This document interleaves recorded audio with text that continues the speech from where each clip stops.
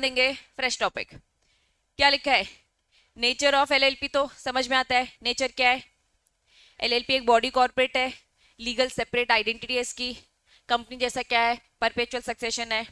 Not affected किससे?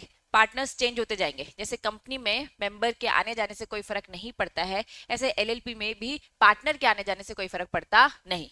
लेकिन partnership firm की अगर मैं बात करूं, उससे कंपेयर करूं, तो उसमें क्या होता है? डिसॉल्व ही हो जाते, है ना। चलो, Indian partnership act is not apply, क्योंकि इनका खुद का अपना एक्ट है। That was LLP act. Year क्या है? 2008। चलिए आ जाओ। नेक्स्ट हेडिंग क्या लिखा है? पार्टनर। अब यहां से तुम नोटिस करोगे सेक्शन चालू। सेक्शन 1 नॉर्मली बताता है एक्ट का नाम कहां कहां एप्लीकेबल होगा। सेक्शन नंबर 2 आपको डेफिनेशन बताता है। अब सेक्शन नंबर 3 आपको नेचर बताया उन्होंने, ठीक है। अब आ जाओ सेक्शन नंबर 5। ऐसे बिल्कुल सीक्वेंस वाइज पूरे 80 सेक्शंस नहीं देने वाले, ठीक है। आपको इंपॉर्टेंट चीजें यहाँ पे बताने वाले हैं। स्टार्ट करेंगे। Any person who become a partner in the LLP in accordance with the agreement, ठीक है। जो भी अग्रीमेंट में जैसे भी आप आपस में डिसाइड करोगे। सेक्शन 5 बोलता है कौन कौन पार्टनर बन सकता है। कौन बन सकता है? इंडिविजुअल। कौन बन सकता है? Body corporate. ये दोनों के दोनों पार्टनर बन सकते हैं, ठीक है। अगर एक एलएलपी बनानी है तो उस एलएलपी में एक इंडिविजुअल इंसान भी पार्टनर बन सकता है और एक बॉडी कॉर्पोरेट भी पार्टनर बन सकता है। समझ में आया? चलो, तो कंपनी एक बॉडी कॉर्पोरेट है। बॉडी कॉर्पोरेट में और क्या क्या आता है बताओ जरा। वो कंपनी जो एज पर इंडिया पे रजिस्टर्ड है और इंडिया के बाहर। एलएलपी जो यहाँ पर है और इंडिया के बाहर, चार चीजें वही थी। तो बॉडी कॉर्पोरेट भी बन सकता है। Individual not capable of becoming a partner, ये पार्टनर नहीं बनेंगे। घिसी पिटी बातें, कौन नहीं बनने वाला? अनसाउंड माइंड, या फिर अनडिस्चार्ज इंसॉल्वेंट, या फिर अब बी और सी में थोड़ा सा डिफरेंस समझेंगे। पहला वाला पॉइंट क्लियर है? अनसाउंड माइंड मतलब तो पता है ना, अनस्टेबल है दिमाग से, ठीक है। चलो, अनडिस्चार्ज इंसॉल्वेंट। नेक्स्ट क्या लिखा है? Apply to adjudicate as an insolvent. B और सी का डिफरेंस बताओ। इन्होंने बोल दिया कि अभी एडजुडिकेट इंसॉल्वेंट बोल दिया है और इसकी एप्लीकेशन अभी क्या है? पेंडिंग है, मतलब अभी प्रोसेस में, अभी प्रोसेस में। और दूसरा क्या बोल दिया है? अनडिस्चार्ज, मतलब इंसॉल्वेंट बोल दिया है, अभी वो डिस्चार्ज नहीं हुआ, अभी उसकी लाइबिलिटी से वो फ्री नहीं हुआ है।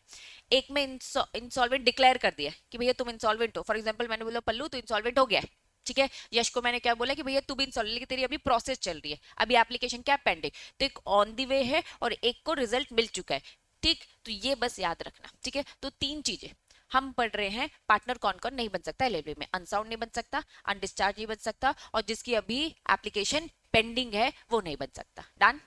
चलो next, minimum number of partners कितने होते हैं? दो होते हैं। अभी जब हमने सेलेंट फीचर्स पढ़ा था तो ये सारी बातें काफी रिपीट हो गई थी, छोटी छोटी बातें उन्होंने बताई थी, लेकिन यहाँ आप डिटेल सेक्शन वाइज पढ़ेंगे। मैक्सिमम कितने होते हैं? मैक्सिमम कितने होती है? ऐसी कोई लिमिट फिक्स नहीं है। अब चलो मैं कंपनी की बात करूंगी, ठीक है। कोई डाउट है क्या बेटा? नहीं है ना? करें डिस्कस आगे। चलो कंपनी की बात करूंगी। प्राइवेट कंपनी में मिनिमम कितने मेंबर्स? दो। और पब्लिक कंपनी में मिनिमम 7। मान लो पब्लिक कंपनी की बात कर रही हूँ, दो मेंबर छोड़ने का प्लान करे, तो भैया पब्लिक कंपनी में तो मिनिमम स्टैट्यूटरी लिमिट कितनी है? 7, और ये 5 हो गया। तो क्या होता था जरा मुझे बताओ। टाइम मिलता था, कितना समय मिलता था? 6 महीने का। इन 6 महीनों में ढूंढना पड़ता था। अगर इन 6 महीनों में हम नहीं ढूंढ पाए तो वो पांच क्या हो जाते थे? लाइबल हो जाते थे। उन 6 महीनों में जो भी उन्होंने उटपटांग बिजनेस किए होंगे, है ना, जो भी गड़बड़ियां की होंगी, उन सब के लिए वो रिस्पॉन्सिबल हो जाओगे। सेम सेम यहाँ पर भी ऐसे।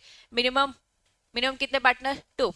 लेकिन अगर रिड्यूस हो जाते हैं, 2 से कम हो जाते हैं, तो प्रॉपर बोला है एक ही पार्टनर है, और ये एक पार्टनर कितना टाइम हो गया? 6 महीने से ज्यादा, मोर देन 6 मंथ्स हो गया, तो वो पार्टनर जो वो अकेला पार्टनर है, साफ बोल दिया, वो जो बिजनेस उसने कैरी किया आफ्टर जितने भी वो 2 6 मंथ्स है, हैज नॉलेज, उसे पता था ये बात कि भैया एक हो गया है, 2 करने हैं, तो वो सारी चीजों के लिए क्या हो जाएगा? लाइबल हो जाएगा पर्सनली।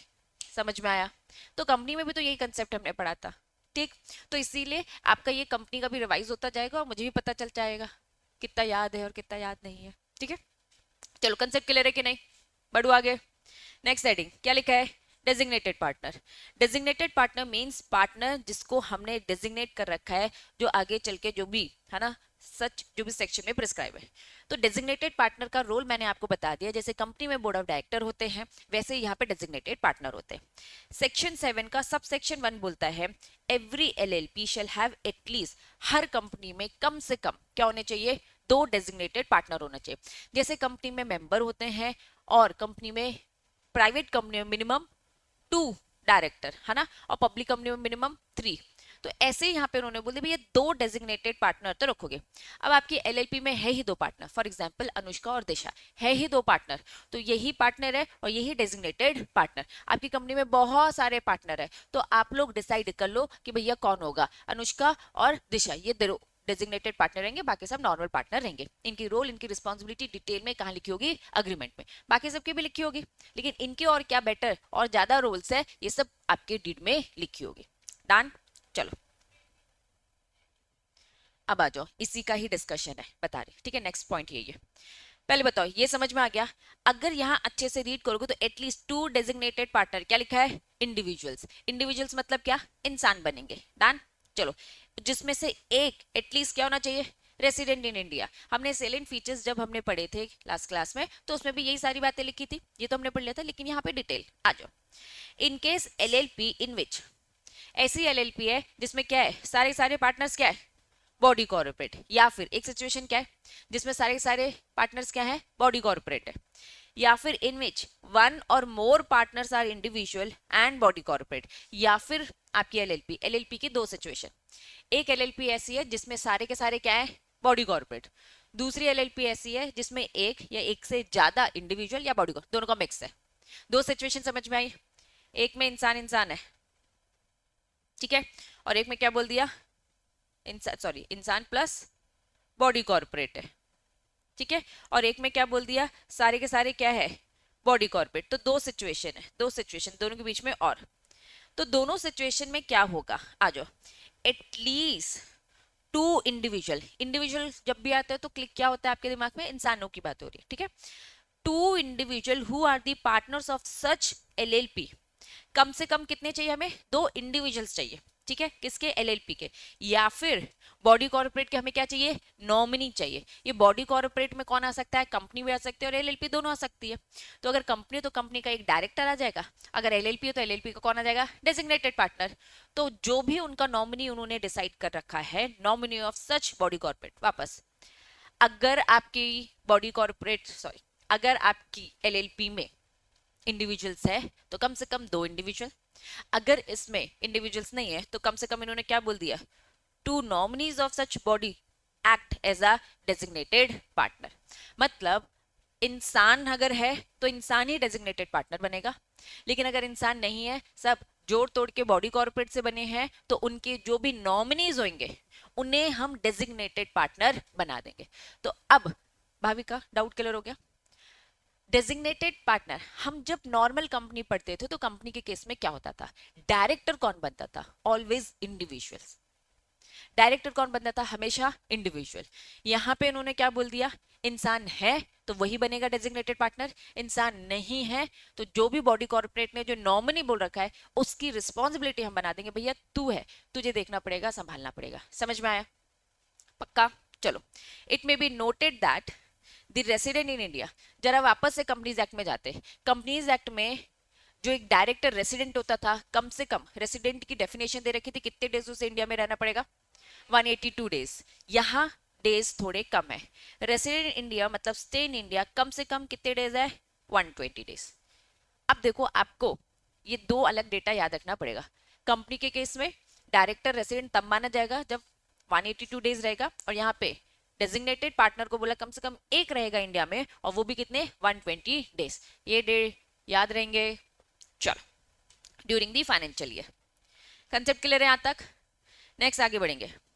इफ इनकॉर्पोरेशन डॉक्यूमेंट, अभी आपको सेलेंट फीचर्स में पढ़ाया था, एक होता है इनकॉर्पोरेशन डॉक्यूमेंट, एक होता है अग्रीमेंट, है ना। इनकॉर्पोरेशन डॉक्यूमेंट किसकी तरह होता है, मेमोरेंडम की तरह होता है।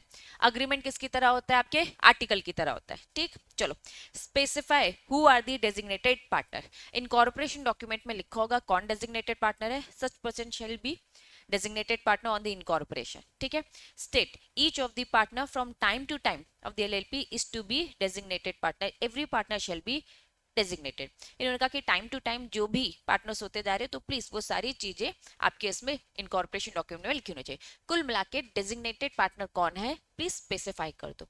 डायरेक्टर कौन है वो भी हमें स्पेसिफाई करना होता था. ठीक, लेकिन हाँ यहाँ पर आपको अगर पता हो मेमोरेंडम जब बनता था हमारा तो क्या लिखा जाता था, सब्सक्राइबर. इन्होंने क्या बोला यहाँ पे किसका नाम लिखा जाएगा, डेजिग्नेटेड पार्टनर का. डन, चलो कंटिन्यू.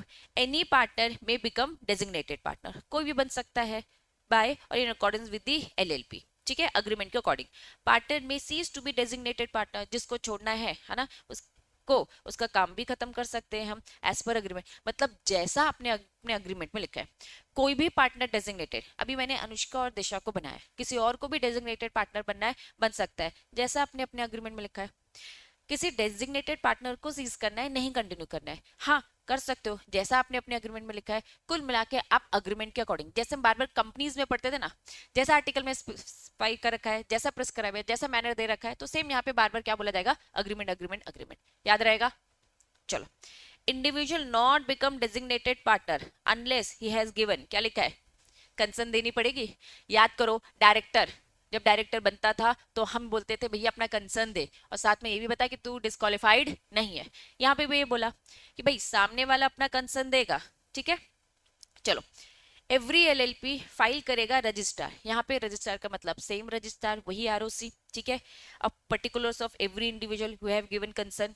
जैसे ही डायरेक्टर की कंसर्न मिलती थी हम किसको दे देते थे, आरओसी को. सेम यहाँ पर भी डेजिग्नेटेड पार्टनर आपको बना रहे, आपका कंसर्न हमें चाहिए, इस कंसर्न को आरओसी को पहुंचाएंगे. सेम चीज कितने दिन के अंदर, विद इन 30 डेज जब भी अपॉइंटमेंट होगा. यहाँ तक चीजें सेम है, थोड़े माइनर चेंजेस है. जैसे वहां 182 डेज लिखा था तो यहाँ पे 120 डेज. ऑलमोस्ट कंसेप्ट मेजोरिटी आपको सेम मिलेगा.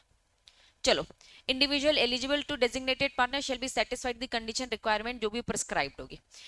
एवरी डेजिग्नेटेड पार्टनर ऑब्टेन, क्या लेना पड़ेगा, डी पिन बोल दिया. वहां क्या होता था डायरेक्टर के केस में, डिन full form director identification number. तुम नोटिस करोगे यही तो लिखा है आइडेंटिफिकेशन नंबर, लेकिन वहां डायरेक्टर था इसलिए डी बस आता था. यहाँ पे डेजिग्नेटेड पार्टनर है इसलिए डीपी आ गया.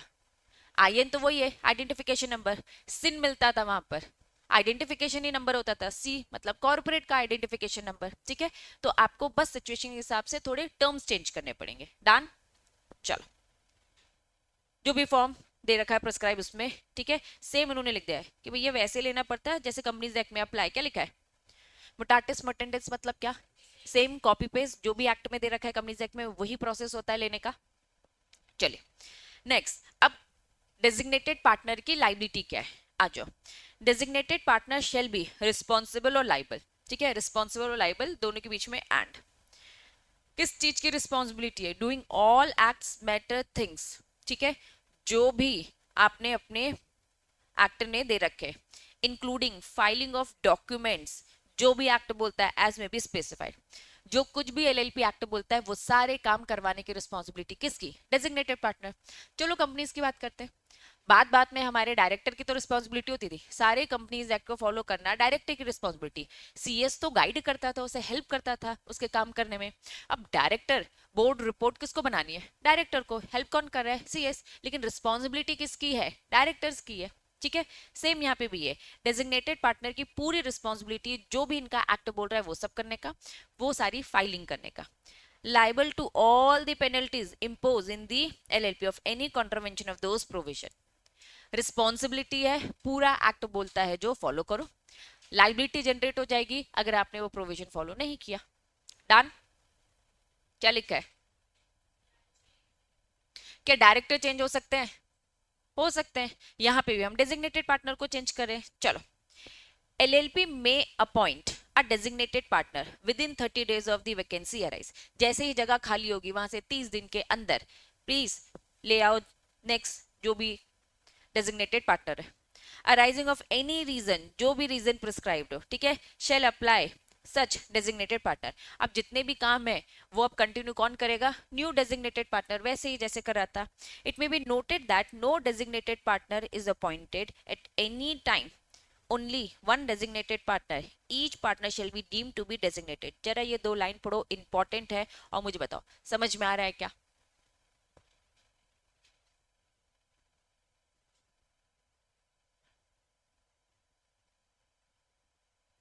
अगर डेजिग्नेटेड पार्टनर नहीं रखा, एक सिचुएशन ये, दूसरी सिचुएशन एक ही है जबकि कम से कम दो रखना था, तो उस सिचुएशन में डीम्ड ईच पार्टनर डेजिग्नेटेड। मैंने अनुष्का और दिशा को डेजिग्नेटेड पार्टनर डिसाइड कर लिया, तो इनकी सारी रिस्पॉन्सिबिलिटी इन लोगों ने, है ना, कंसर्न नहीं दी, मतलब ये डेजिग्नेटेड पार्टनर नहीं बन पाए, किसी को अपॉइंट ही नहीं कर पा रहे हम डेजिग्नेटेड, तो मान लिया जाएगा कि क्या है, सब लोग। अब चलो याद करो, कंपनी की बात करते, क्या सब्सक्राइबर्स होते हैं? डायरेक्टर अपॉइंट कर लो, अगर डायरेक्टर नहीं अपॉइंट करोगे तो मान लिया जाएगा सारे के सारे सब्सक्राइबर्स क्या है, फर्स्ट डायरेक्टर। याद आ रहे? जब तक आप दूसरे डायरेक्टर अपॉइंट नहीं करोगे वो सब डायरेक्टर बने घूमते, सातों के सातों डायरेक्टर बन रहे। कुछ याद आ रहा है? पढ़ा था ये सब कंपनी लॉ में। चलो नेक्स्ट हेडिंग क्या लिखा है, एलएलपी कब इनकॉर्पोरेशन हो रहा है, इनकॉर्पोरेशन डॉक्यूमेंट, सेक्शन 11 का subsection 1, LLP to be incorporated कम से कम क्या चाहिए, 2 और मोर पर्सन चाहिए जो लॉफुल बिजनेस करेंगे प्रॉफिट के लिए, the name to be incorporated document. 2 minute, मैं तो इसलिए बच्चों को बोल देती हूँ पेनल्टी वेनल्टी, दुनिया में और भी कुछ इंपॉर्टेंट चीजें हैं जो याद करनी है ना। चलो क्या लिखा है, सेक्शन 7 और सेक्शन 9 नहीं फॉलो करोगे तो साफ इन्होंने बोला भैया पनिशमेंट मिलेगी। सेक्शन 10 बोलता है who shall be liable, liable कौन है, एलएलपी एंड पार्टनर्स, ठीक है। सेक्शन 7 सबसेक्शन 1, प्रोविजन अगर आपने कॉन्ट्रावेंट किया है तो सेक्शन 7 का सबसेक्शन 1 क्या है बताओ जरा, सेक्शन 7 सबसेक्शन 1 क्या है, 2 डेजिग्नेटेड पार्टनर रखने हैं ये, अगर नहीं रखा तो गलती किसकी, एलएलपी की भी और उसके पार्टनर्स की भी, ठीक है। पर डे की पेनल्टी और मैक्सिमम बता दीजिए, जरा बताओ पर डे की पेनल्टी कितनी बताइए, 100 rupees for each day after the first day during the, और मैक्सिमम कितना जा सकते हो, बस इतनी सी, है ना, थोड़ी ज्यादा। क्या लिखा है, 1 लाख रुपीज फॉर दी, किसके लिए, एलएलपी के लिए, 50,000 किसके लिए, पार्टनर्स के लिए। इतनी कम, इतनी तो देख के भूल जाएंगे अपन, ऐसा है ना। प्रिस्क्राइब्ड लिख देना अगर याद ना हो तो, श्रद्धा हो आपकी तो पढ़ लेना, तो वो नंबर गए तुम्हारे। गलत नहीं लिखना चाहिए, गलत लिखने में जैसे कभी कभार हमें ऐसा लगता है नहीं नहीं नहीं पूछा कुछ और है और हमें याद है इसकी पेनल्टी, हम अपना ज्ञान देंगे, ज्ञान दिया और वो ज्ञान थोड़ा इधर उधर हुआ तो नंबर कट भी सकते, भले ना पूछा, और पूछा है स्पेसिफिक, कभी कभार ऐसे पेनल्टी के क्वेश्चंस भी आते हैं। लेकिन बस मैं कहती हूँ कि कुछ चीजें ऐसी होती है कि मेहनत उसमें बहुत ज्यादा है और उससे मिलने वाला रिवॉर्ड थोड़ा सा कम है, तो थोड़ा सा कैलकुलेट कर कर, है ना, उन चीजों को हमें पढ़ना चाहिए, याद करना चाहिए। इस पूरे चैप्टर में अगर पेनल्टी बस यही है तो याद कर लेना, क्योंकि एलएलपी एक्ट की फिर एक ही पेनल्टी, ऐसे याद रखना पड़ेगा। लेकिन अगर बहुत सारी पेनल्टीज होती हैं तो नहीं, और हाँ इसमें बहुत सारी पेनल्टीज नहीं है और ये भी अलग से इंसर्ट की है उन्होंने, तो इसकी इज्जत वैसे ही बढ़ जाती है। चलो नेक्स्ट, एलएलपी भी जाएगा डेजिग्नेटेड पार्टनर, यहाँ पे क्या बोला, एलएलपी भी और जो भी पार्टनर, कुल मिलाकर एलएलपी को भी लग रहा है पार्टनर दोनों को लग रहा है। नॉर्मली कंपनीज में क्या होता था, कंपनी और एवरी ऑफिसर, ऑफिसर की डेफिनेशन लंबी चौड़ी, यहाँ पार्टनर से बोलेंगे, ठीक है। चलो 5,000 रुपीज बोल दिया, यहाँ पे जैसे 10,000 बोल दिया, मैक्सिमम पेनल्टी वन टाइम पहली बार में जब कर रहे हो 10,000, इसमें 5,000 और इसमें 10,000। देखो सेम ही लिखा है कि एक बार देखो, ये भी 100 है, 50,000 लेकिन एलएलपी को लेकर है, और 5,000 थोड़ी सी कम हो गई है, 7 के 5 और 9 में करते हो तो 100 रुपीज, ठीक है, कंटिन्यू तक, और मैक्सिमम कितनी 1 लाख, और फिर ये थोड़ी सी फिर भी याद करने लायक है, ठीक है। अगर यहाँ पे ये सिंगल है और अलग से एड ऑन किया तो बच्चों में मेरा सजेशन रहेगा कि इसे याद कर लो इस एलएलपी एक्ट के लिए, बाकी पेनल्टीज तो हाँ नहीं। चलो हेडिंग बताओ क्या लिखा है, आओ पहले शॉर्ट में पढ़ ले,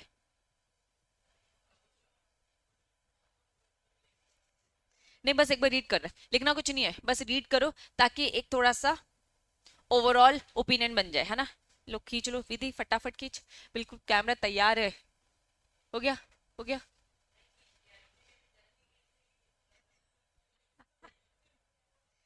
चलो,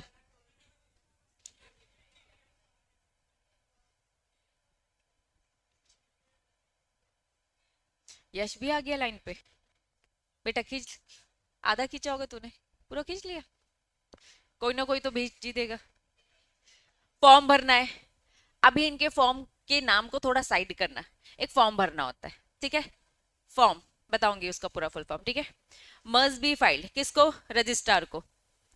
अगर मैं इसे थोड़ा देर के लिए स्किप कर दूं और आपसे पूछ लिया एलएलपी का इनकॉर्पोरेशन करना है, उसकी प्रोसेस बताओ, तो पहले मुझे बताओ कि तुम्हारे दिमाग में जो ऑलरेडी प्रोसेस बन चुकी है बाय डिफॉल्ट, वो क्या प्रोसेस है, फिर इसको इसके साथ मैच करेंगे। ट्राई करो। हाँ, पहले नाम के लिए है ना अप्लाई करेंगे, ठीक है। और क्या क्या बोल रहा है पल्लू? ठीक है। कोई और महान बच्चा है जो एक ही बार बोलता है इसकी तरह? ठीक है। नेम अप्लाई किया, ठीक है।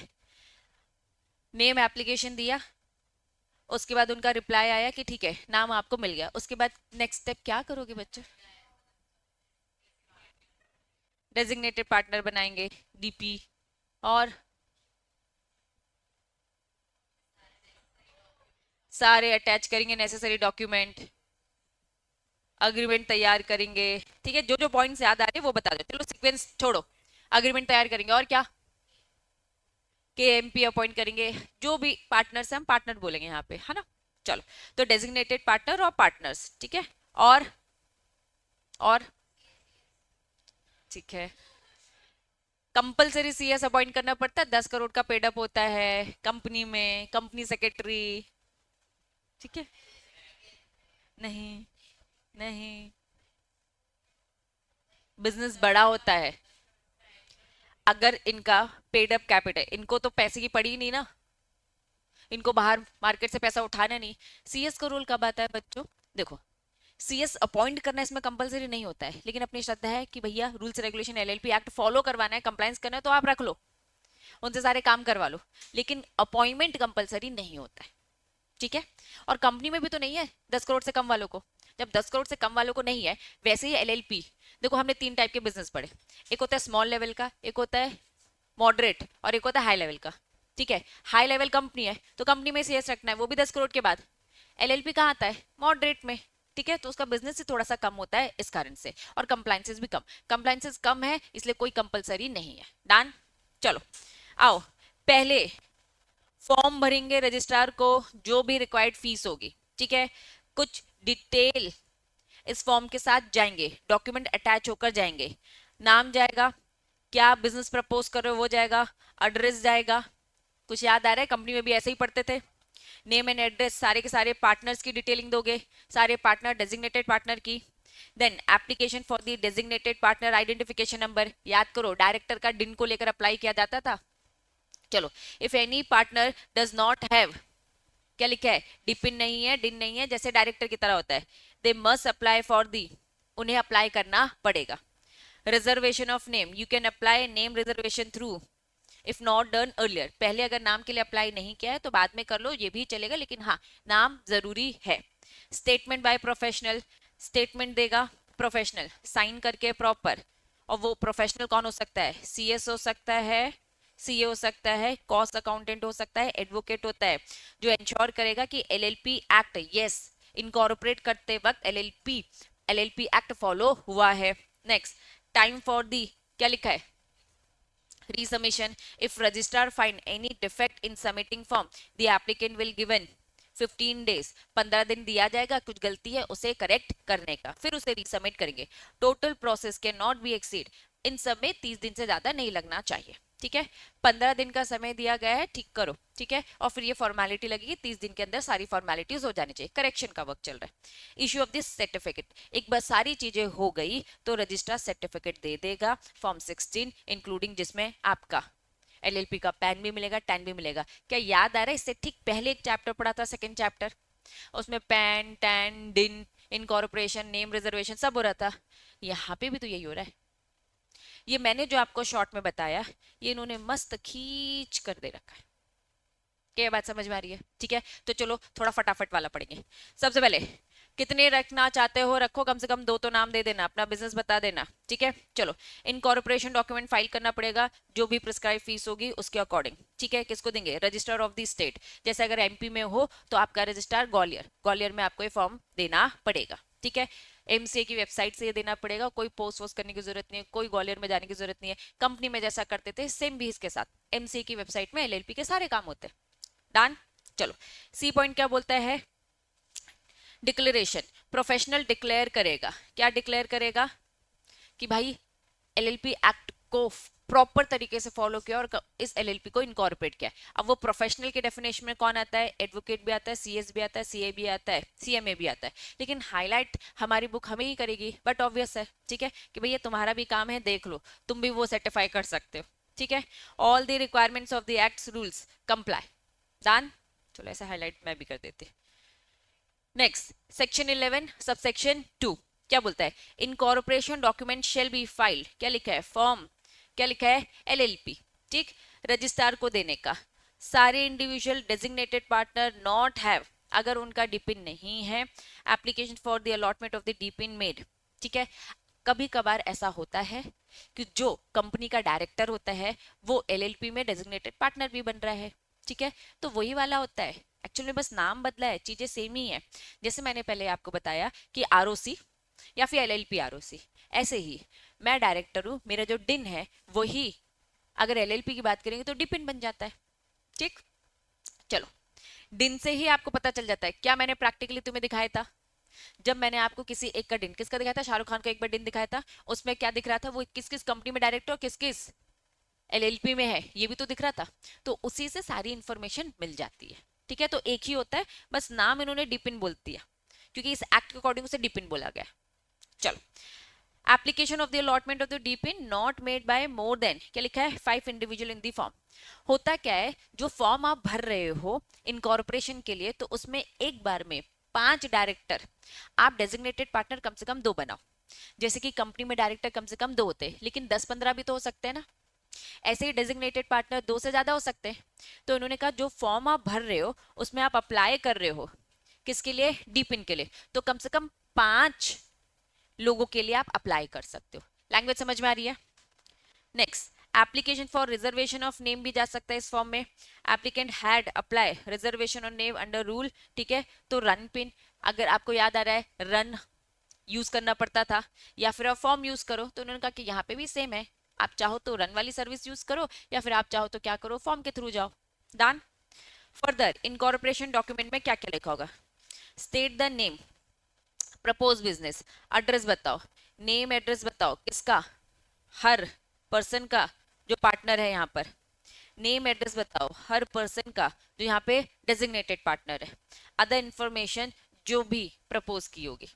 चलो, रजिस्ट्रार सब एग्जामिन करेगा और जो भी नेसेसरी फर्दर इंफॉर्मेशन होगा वो आपको दे देगा। इनकेस कुछ भी डिफेक्टिव इनकम्प्लीट होगा तो उस डिफेक्ट को रिमूव करने का समय है 15 दिन। रीसबमिशन जो डॉक्यूमेंट है ये वापस कर दो इनको, रजिस्ट्रार स्टिल फाइंड डिफेक्टिव तो आपको एक अपॉर्चुनिटी देगा 15 डेज की। इन सब में 30 दिन का पूरा ये प्रोसेस जाएगा। अपॉर्चुनिटी देने के बाद उसे जो सही लगेगा, या तो वो एलएलपी इनकॉर्पोरेट कर देगा या तो रिजेक्ट कर देगा। टोटल पीरियड रीसबमिशन का कभी भी 60 डेज को क्रॉस नहीं होगा। फाइनली हाँ बोल दिया तो रजिस्ट्रार आपको सर्टिफिकेट दे देगा। समझ में आ रहा है बच्चों? जिसमें आपको पैन टैन सब मिल जाएगा। Concept clear? पक्का? तो नॉर्मल कंपनी वाली ही प्रोसेस है जो भी आपने सेकंड चैप्टर में भी पढ़ी। ठीक है, मार्क करो, फटाफट देख लो। चलो नेक्स्ट हेडिंग बताओ। Incorporation by registration. चलो, section 12 subsection 1, when the requirement imposed by, जो भी section 11 1 b c have been comply with the registrar retain the incorporation document unless the requirement impose, जो भी requirement impose कर रखी है वो सब आपको पहले फुलफिल करनी पड़ेगी। अगर आपने नहीं कंप्लाई किया, ही shall within the period of 14 days का समय है, registrar incorporation document and giving the certificate. Certificate जो इशू किया होगा उसमें कौन साइन करेगा? रजिस्ट्रार। आरओसी साइन करेगा, उसमें क्या मारेगा? अपनी सील मार के देगा, और वो जो है वो कंक्लूसिव डॉक्यूमेंट। कुल मिला के कुछ नहीं, उस सर्टिफिकेट की बात करें जो आरओसी पूरी चीजें चेक कर कर आपको दे देगा। आपको जो इनकॉर्पोरेशन वाला सर्टिफिकेट मिल गया है दैट वाज कंक्लूसिव एविडेंस। क्या कंपनीज एक्ट याद आ रहा है? हम क्या बोलते थे? Very good. आप कोई इसे चैलेंज नहीं कर सकता, ठीक। एक बार एलएलपी इनकॉर्पोरेट हो गया है, ये डॉक्यूमेंट आपके हाथ में आ गया है, ये तो एकदम सही है, इसके इनकॉर्पोरेशन पे कोई सवाल नहीं उठाएगा, कोई इसे चैलेंज नहीं करेगा। दैट वाज कंक्लूसिव एविडेंस, ठीक है। अगर ये सबूत है, कोई इसे रिजेक्ट नहीं कर सकता, क्योंकि सरकार ने खुद ही दिया ना, ठीक। चलो next, registered office of the LLP. Company का रजिस्टर्ड ऑफिस चेंज होता था? कैसे चेंज होता था? विद इन सिटी भी चेंज होता था, या फिर सिटी बदल जाती थी, या फिर आरओसी बदल जाता था, मुंबई पुणे का एग्जाम्पल, या फिर स्टेट में चेंजेस होते थे तो आरडी से पूछना पड़ता था। इतने सारे चेंजेस होते थे, कंपनीज एक्ट का याद दिलाए तुम्हें, ठीक है। चलो सेक्शन 13 बोलता है एवरी एलएलपी, हर एलएलपी का क्या होगा? एक रजिस्टर्ड ऑफिस होगा। ऑल दी कम्युनिकेशन नोटिस जो भी होगा उसी रजिस्टर्ड ऑफिस में जाएगा, इसलिए एक रजिस्टर्ड ऑफिस फिक्स होता है, ठीक है। डॉक्यूमेंट में सर्व एलएलपी को जो भी by signing by its post by registered post any other manner, किसी भी तरीके से आ रहा है तो ये सारी चीजें कहाँ जाएगी? इसी रजिस्टर्ड ऑफिस में जाएगी, ठीक। चलो एलएलपी चाहे तो चेंज कर सकता है इस place of registered office. File the notice of such changes, किसको? आरओसी को। आरओसी को फाइल करो कि हम अब अपना रजिस्टर ऑफिस बदल रहे हैं। हाँ बदल सकते हो, मतलब आरओसी की परमिशन। वहां पे भी आरओसी की परमिशन ही लगती थी, क्या ये बात समझ में आ रही है? और फिर उन्होंने बस बोल दिया कंडीशन जो भी प्रिस्क्राइब्ड है, ज्यादा भाव नहीं दिया इन्होंने इतना। कंपनीज एक्ट को आपको ज्यादा डिटेल में पढ़ा है बच्चों, यहाँ बहुत ज्यादा आपकी एलएलपी की डिटेल नहीं है, बस आपको थोड़ा सा स्ट्रक्चर दे रखा है। आपको बस यहाँ पे क्या दे रखा है? एक तरीके से ओवरव्यू दे रखा है एलएलपी का। क्यों ओवरव्यू दे रखा है? ताकि यही वाला है रूल। चलो तुम लोग तो इसकी भी फोटो ले लो भाई।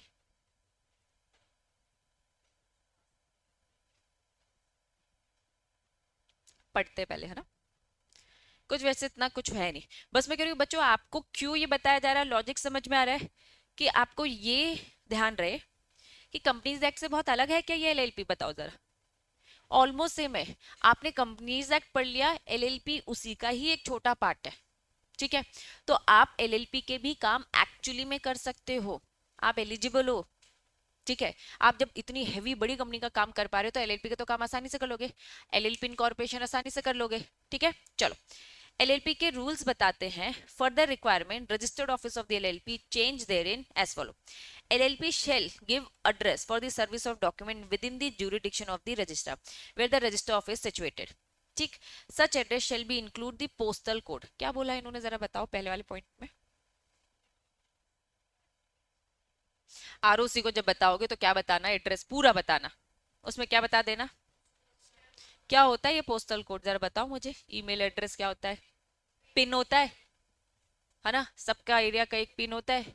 बताओ जरा क्या क्या है पिन? 48000200, और सबका उसके बाद नंबर बढ़ चेंज होता है, किसी का 1 2, है ना, किसी का 20 होता है। आधार ताल का क्या है? 4 है। और अपने अपने एरिया का बताओ। किसी को समझ नहीं आता तो 1 2 1 2 कर देते, किसी का होता है लेकिन नहीं समझ में आता तो 2 लगा देते। क्या है? बिलहरी साइड का मेरे ख्याल से 20 होता है, बिलहरी साइड से कोई नहीं आता ना, वहां का मुझे आता है ना। तो ऐसे पूरा नंबर चेंज होता रहता है। क्या बोला इन्होंने? क्या दे देना? कंप्लीट एड्रेस देना, पोस्टल कोड पक्का दे देना, ईमेल आईडी दे देना। ईमेल आईडी दे दोगे ना? कौन सी वाली जो फेक फेक बना के तुम लोग, है ना, फेक अकाउंट बना के घूमता है, क्यों पल्लू? फेक अकाउंट बना के घूमता है ना। चलो नेक्स्ट पॉइंट फटाफट रीड करो। LLP may in addition to registered office address declare other address as its address for the service of the document. Section 13 के subsection 2 के according. The manner laid down in the LLP agreement where the LLP agreement does not provide the manner concern of all the partner required for declaring any other address. इन्होंने कहा कि अभी हमारा address change हो रहा है तो आप एक एडिशनल एड्रेस दे सकते हो अगर आपने जैसा भी मैनर प्रिस्क्राइब कर रखा हो अग्रीमेंट में ऐसा कोई मैनर नहीं है तो साफ बोला कि ऑल दी पार्टनर की कंसर्न लेके आप जो एड्रेस डिसाइड करोगे वो हो जाएगा. ठीक. Next, intimation of the other address for the service of the document LLP shall be given to registrar. Intimate कर दो जो भी आपका वो अदर एड्रेस है विद इन 30 डेज के अंदर फीस के साथ जो भी दे रखा है नेक्स्ट में. Effective date of service of the document to the LLP at other address declare by the LLP can not be prior to the date of filing the document. जो भी सब रूल 3 में हम जो एक टाइम दे रहे हो उससे पहले का नहीं हो जाए. कुल मिला के ये कुछ रूल्स हैं. ये क्या लिखा है बच्चों? जैसे एलएलपी का एक्ट है वैसे एलएलपी के साथ एक रूल चलता है जैसे कंपनीज एक्ट विद रूल्स. जितनी भी रूल्स होते हैं वो एक्स्ट्रा प्रोसेस ही आपको बताते हैं जो एक्चुअल में आप करोगे. एज अ सीएस जब काम करोगे ना तो रूल्स के इंपॉर्टेंट आपके लिए ज्यादा होगे. क्यों? क्योंकि वर्किंग कर रहे हो ना. वर्किंग में क्या डॉक्यूमेंट लगेगा, कितने दिन में करना है, क्या प्रोसेस होगा, वो आपको हमेशा रूल्स बताते हैं. ये याद रखना, चाहे वो कंपनीज एक्ट का रूल हो चाहे वो आपके एलएलपी का रूल. डन. चलो अब मुझे बताओ नेक्स्ट टॉपिक क्या है. हेडिंग बताओ. आप मुझे बताओ कंपनी का एक बार रजिस्ट्रेशन हो गया अब क्या इफेक्ट होता है? काम चालू कर सकते हो. ठीक है, सारी चीजें कंटिन्यू. ये भी ये कह रहा है एलएलपी का रजिस्ट्रेशन हो गया. सेक्शन 14 बोलता है रजिस्ट्रेशन हो चुका है एलएलपी का shall by its name capable of. अब क्या हो सकता है? उनके नाम पर एलएलपी भी केस कर सकता है, एलएलपी पे भी केस हो सकता है. एलएलपी अपने नाम पर क्या कर सकता है? प्रॉपर्टी चाहे मूवेबल इमूवेबल खरीद सकता है, बेच सकता है, जो करना है करो. हैविंग कॉमन सील, अपना एक कॉमन सील रखो. ठीक है. डूइंग या फिर सफरिंग क्या अदर एक्ट्स जो भी एक बॉडी कॉर्पोरेट करता है. मतलब अब अपने नाम से वो सारे काम कर सकता है. अभी तक बिना नाम के घूम रहा था. काम तो कर ही रहे थे ना हम लोग, नाम एक फाइनलाइज कर रहे थे. ठीक है. चलो नेक्स्ट हेडिंग क्या लिखा है? पार्टनर्स और देयर रिलेशन. चलिए eligibility to be a partner कौन बन सकता है? Person who subscribe their name in the incorporation document. जो इनकॉर्पोरेशन डॉक्यूमेंट में जिसका नाम है अलग है. लगता है सब बदल ही दे दिया इन लोगों ने. यही डाउनलोड कर लेती हूँ मैं. ठीक है. सिक्वेंसिंग अपने बुक के हिसाब से बताना मुझे. ठीक है, यही पढ़ना है. टॉपिक बताओ क्या है. इसका प्रिंट मैं दिलवाती हूँ. दीदी आ जाए, हमारी दीदी की तबीयत खराब हो गई. डॉर्मेंट कभी नहीं मिल पाया है. अरे रक्षिता दी का वड़ा पाव. आओ. नेम क्या लिखा है? सेक्शन 15. अब मुझे बताओ क्या सेक्शन 15 नहीं था? अमेंडो कराया है क्या? नहीं. पहले वो तुम्हें कम ओवरव्यू दे रहे थे, अब उन्हें क्या लगा ज्यादा ओवरव्यू देना है, ज्यादा बढ़ाना चाहते हैं. ये कोई अमेंडमेंट नहीं है, ये बस पहले नहीं बताया गया था. अब ये कह रही कि नहीं थोड़ी सी और डिटेल आपकी पढ़ाई बढ़ा देते. कुछ कम किया है तो कहीं ज्यादा भी तो करेंगे, है ना. चलो स्पेसिफिकेशन नेम की बताई जा रही है. Every LLP shall have either the word LLP और दी क्या लिखा है शॉर्टकट. ये बात इन्होंने जो अलग से ऐड करी ये हमने सेलिंग फीचर्स में भी तो पढ़ लिया था. जैसे कंपनी का नाम है एबीसी, ब्रैकेट में लिख दिया ओपीसी, यहाँ ब्रैकेट में क्या लिख देंगे? एलएलपी लिख देंगे. तो इन्होंने कहा कि भाई पूरा लिखो या फिर शॉर्ट में लिखो. ठीक है. Last words. No LLP shall be registered by a name which is the opinion of CG. याद आ रहा है कंपनीज एक्ट का? सीजी के हिसाब से क्या हो? अनडिजायरेबल. सीजी के हिसाब से क्या है? आइडेंटिकल या फिर नियरली दूसरे किसी नाम का रिसेंबल कर लिया हमने, जोड़ तोड़ कर हमने एक नाम बना दिया. ठीक है. चलो याद आ रहा है कि नहीं आ रहा? रिजर्वेशन. जरा कंपनीज एक्ट बताओ. नाम को रिजर्व करके रखना पड़ता है. न्यू कंपनी के लिए 20 डेज, पुरानी कंपनी के लिए चलो 60 डेज. सेक्शन 16 बोलता है reservation of name by the registrar if it is satisfied subject to rules जो भी प्रिस्क्राइब कर रखे. Name to be reserve not one which may be rejected on any ground referred. जो भी 15 के 2 में दे रखा है, 15 के 2 में दे रखा है. 15 का 2 क्या बोलता है? अनडिजायरेबल लगेगा तो भैया हटा देंगे. वो नाम जो रखेगा रिजर्व करके कंडीशन के हिसाब से रखेगा. ठीक है. Not name reserve is not one which rejected by the CG. उनके हिसाब से क्या है, अनडिजायरेबल, उनके हिसाब से क्या है, बिल्कुल भी सही नहीं है, किसी और का रिसेंबल लग रहा है, तो ऐसे को वो अप्रूवल नहीं देने वाला। The name may be reserve for the period of, इनका ड्यूरेशन क्या है ये याद रखना, कितना है, 3 months, ठीक है, from the date of intimation by the registrar, जिस दिन रजिस्ट्रार ने बताया वहां से 3 महीने, ये 3 महीने आपको याद रखना पड़ेगा। A person may apply in such form manner, जो भी अकम्पनी फीस दे देना, may be prescribe to the registrar for the reservation name set in the application. Name बताओ प्रपोज एलएलपी का, name of which LLP propose to be change. क्या मैं इसे बोल सकती हूँ, पहला वाला ये न्यू की बात कर रहा है और ये ओल्ड की बात कर रहा है, ठीक है। अ फॉरेन एलएलपी और अ फॉरेन कंपनी में on the payment of prescribe fees एक फॉर्म भरेंगे, ठीक है, रजिस्ट्रार को देंगे और रिजर्व करने को बोलेंगे existing name by which the registered in the country. Foreign LLP, foreign companies, ये लोग भी रजिस्ट्रार को बोल सकते हैं नाम बदलने को। देखो फॉरेन कंपनी या फॉरेन एलएलपी कौन सी होती है, जिनका रजिस्ट्रेशन बाहर है लेकिन प्लेस ऑफ बिजनेस इंडिया में। अब उन्होंने अपना एक नाम से यहाँ कंपनी में बिजनेस चालू किया, अब वो नाम बदलना चाहते हैं तो हाँ आप भी नाम बदल सकते हैं, कोई दिक्कत नहीं है। It is provided that reservation shall be valid for the 3 years but may be renew on a fresh application. आपका 3 years तक का रिजर्वेशन रहता है, लेकिन आप चाहो तो क्या कर सकते हो, रिन्यू कर सकते हो फ्रेश एप्लीकेशन के साथ। और फीस जब जब फॉर्म आएगा, फाइलिंग होगी, फीस साथ में होती ही है। बात समझ में आ रही है? पूरा कंक्लूजन बताओ, कब तक के लिए नाम रिजर्व होगा, 3 महीने। अब चाहे न्यू हो चाहे ओल्ड हो, लेकिन अगर फॉरेन का केस है आपको एक फॉर्म भरना पड़ेगा और आपकी वैलिडिटी कितने तक की रहेगी, 3 साल, लेकिन आपको बस रिन्यू रिन्यू का कंसेप्ट करना पड़ेगा, जैसे 5 साल के लिए, लेकिन हर एक साल में आपको रिन्यू करना पड़ता है, ऐसा कंसेप्ट होता है। डन। अब यहाँ पे कह रहे चेंज कर रहे हैं, क्या कर रहे हैं, चेंज कर रहे हैं नेम। सेक्शन 17 बोलता है नॉट विथ स्टैंडिंग, जरा बताओ नॉट विथ स्टैंडिंग का मतलब क्या होता है, ओवरराइड करना। जो भी 15 बोल रहा है, जो भी 16 बोल रहा है, तो इन्होंने बोल दिया नॉट विथ स्टैंडिंग, 15 16 मेरे सामने स्टैंड नहीं करेंगे, मैं जो बोलूंगा वही हमेशा प्रिवेल करेगा, ठीक है, मेरी ही मानी जाएगी। इफ थ्रू कुछ भी, इसका मतलब बताया था, इन एडवेंस का मतलब बताया था,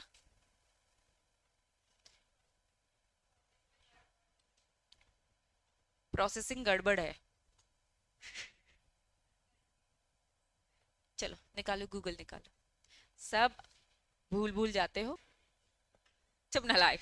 हाँ, कुछ भी अगर अनइंटेंशनली, आओ इधर, LLP on the first registration or on its registration by a new body corporate registered by a name which is identical, गलती से कुछ भी नाम ऐसा आ गया जो क्या है, आइडेंटिकल है।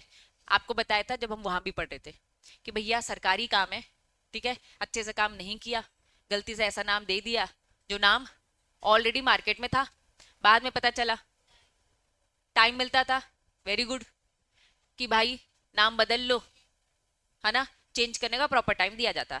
एनी अदर एलएलपी पार्टनरशिप या कंपनी का नाम ऑलरेडी है, रजिस्टर्ड ट्रेडमार्क है प्रॉपरली, जो ट्रेडमार्क एक्ट के अकॉर्डिंग है, आपने ऐसा नाम यूज किया है जो मार्केट में ऑलरेडी है, आइडेंटिकल है, और वो नाम आपको मिल गया है। इट इज प्रोवाइडेड दैट, इन्होंने क्या बोल दिया, sorry, on application of the LLP या जो भी प्रोप्राइटरी, ठीक है, सीजी में direct that LLP to change its name या फिर new name within the period of 3 months from the date of the issue of such direction.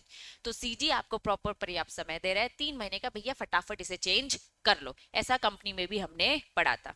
It is provided that application of the proprietor of the registered trademark shall be maintainable within कितने time, 3 years from the date of incorporation. Last paragraph अभी के अभी आप पढ़ोगे, और मैं पल्लू से तो जरूर पूछूंगी, बाकी सबसे भी पूछूंगी, पल्लू से भी पढ़ इसलिए अच्छे से, पढ़ता नहीं है ना नालायक, पढ़ जल्दी।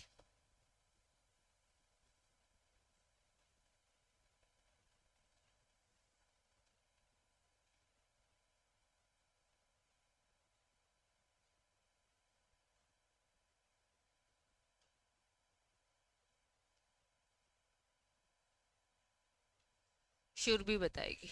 हाँ बेटा क्या बोल रहे, पढ़ लिया तभी तो बात कर रही हो तुम, है ना, बता।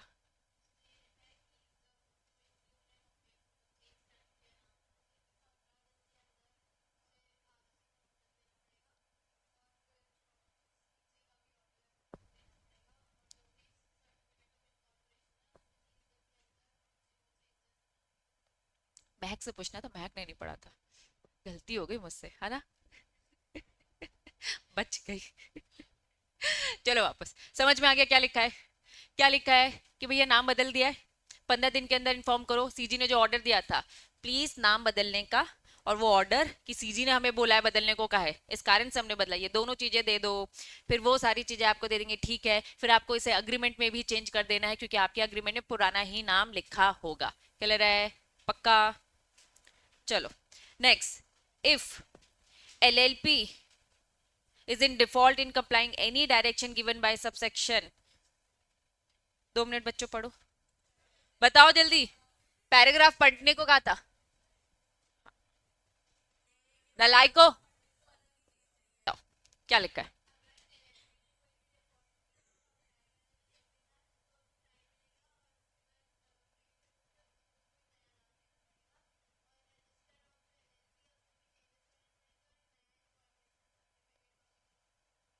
देखो सबसे पहली बात, नाम हमें बिल्कुल सही लेना है।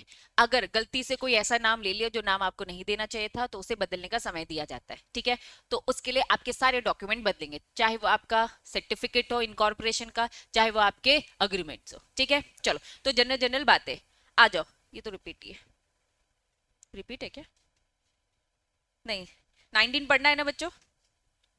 हेडिंग क्या कर रहे, रजिस्टर्ड नेम चेंज कर रहे। सेक्शन 19 बोलता है एनी LLP में change it's name registered with the registrar bye filing the him. Notice आपको देना पड़ेगा कि भैया हमारा नाम बदल चुका है अकॉर्डिंग टू रूल 20। यहाँ पे अब रूल्स रेगुलेशन, LLP में change it's name by following procedure. Procedure जो उन्होंने जो भी अग्रीमेंट में दे रखा है, क्या प्रोसीजर बताया, क्या आपने अग्रीमेंट में आपस में जो डिसाइड कर रखा है वो आप प्रोसीजर फॉलो करिए। LLP agreement does not provide such procedure content all the partner required to change। अगर आपके इसमें लिखा है नाम बदलने की क्या प्रोसेस होगी, फॉर एग्जाम्पल मुझे कंपनी का नाम बदलना है, हम डिसीजन लेंगे मेजॉरिटी से, ऐसा अगर आपने अग्रीमेंट में लिखा है तो वैसा ही डिसाइड होगा। लेकिन कुछ भी ऐसा नहीं लिखा है तो अब नाम बदलने के लिए आपको क्या करना पड़ेगा, सारे पार्टनर्स की हाँ चाहिए होगी, डन। तो ऐसी बातें लिखिए, ये ऊपर भी ऐसी बातें लिखी थी, अग्रीमेंट में जो भी प्रिस्क्राइब है उसी तरीके से होगा, नहीं है तो यूनानिमस की बात होती है। लेकिन टर्म यहाँ पे यूनानिमस यूज नहीं किया जाता, ये सारे टर्म कहाँ के हैं, कंपनीज एक्ट के, ऑर्डिनरी स्पेशल यूनानिमस, ये सारे टर्म्स वहां यूज होते हैं, यहाँ पे यूज मत करना। चलो, notice of the change name shall be given to registrar form prescribe, form 5 याद कर सकते हो तो very good, otherwise prescribe form within 30 days के अंदर कंप्लाई जो भी requirement with fees. The registrar on being satisfied the name change is one of the reserved by him issue a fresh certificate, new name change name shall be effective from the date। Certification उसको सब सही लेगा दे देगा, नहीं होगा तो ऊपर हमने प्रोसेस ऑलरेडी पढ़ रखी है कि आपको समय दिया जाएगा, ये नाम नहीं मिलेगा, रिजेक्ट हो जाएगा, या फिर गलती से नाम दे दिया तो 3 महीने का समय दिया जाएगा चेंज करने का, डन। नेक्स्ट हेडिंग बताओ क्या लिखा है, penalty for improper use of the LLP, सही तरीके से यूज नहीं किया। सेक्शन 20 बोलता है पेनल्टी, पेनल्टी क्या है, इफ पर्सन या फिर persons carry on a business under the name title the word, जहां आपको LLP, जब भी नाम होगा नाम के आखिरी में क्या करना था, आपको LLP लिखना था। अगर आप LLP नहीं लिख रहे हो, मिस यूज कर रहे हो, तो क्या लगेगी, पेनल्टी, ठीक है। चलो पेनल्टी दे रखी है, पेनल्टी कितनी दे रखी है बताओ, जो कि क्या हो सकता है, 5 लाख भी हो सकता है। Publication of name and the limited liability, every LLP shall ensure, कहां पर, इनवॉइस ऑफिशियल जो भी correspondence publication bear the following, साफ साफ वहां पे आप बताओगे कंपनी का नाम, सॉरी LLP का नाम, आपका रजिस्टर्ड ऑफिस कहाँ है, आपका रजिस्ट्रेशन नंबर क्या है, ये सारी चीजें लिखी होनी चाहिए इन सारी जगहों पे। Statement that registered with the limited liability, जैसे मैं कंपनी की बात करूं तो कंपनी का रजिस्ट्रेशन हो रखा है, उसका नाम उसका एड्रेस प्रॉपरली लिखा होगा, और company limited by share, 3 type की कंपनी होती है, company limited by share, limited by guarantee, unlimited, specify. LLP क्या है, लिमिटेड लाइबिलिटी, तो ये भी स्टेटमेंट लिखा होना चाहिए कि हमारा रजिस्ट्रेशन हो रखा है एज पर LLP एक्ट, और हमारे यहाँ पे पार्टनर की लाइबिलिटी क्या है, लिमिटेड है। If LLP contravene the provision of this section, LLP shall be liable for the penalty, कितना, 10,000, बताइए हद्दी हो गई। चलो क्या लिखा है हेडिंग बताओ, एक्सटेंड हो रहा है क्या, liability of the partner, section 28 साफ बोल दिया पार्टनर की लाइबिलिटी एक्सटेंड होगी, बढ़ जाएगी। Partner is not personally liable directly, ये नहीं दिया, ये तो ये तुम्ही लोग का तो देखा था मैंने न्यू, मतलब ये और नया आ गया है ना? तो मैंने ऊपर नीचे कर लिया होगा। कौन सा पढ़ना है इसके बाद, टॉपिक बताओ। 21, तो यहाँ ओके, अब तुम्हारी बुक वाला आएगा, ओके ओके, सॉरी। ये ये वाला डन, न्यू वाली पीडीएफ कल इंसर्ट करती हूँ, ठीक है। चलो, क्या लिखा है, कहाँ से ये, sorry eligibility to a partners, section 22। बच्चों बस मुझे बताओ, समझ में आ रहा है क्या? बस दिक्कत क्या है, इतनी चीजें जनरल है ना, आपको रिटेन करना पड़ेगा, ठीक है।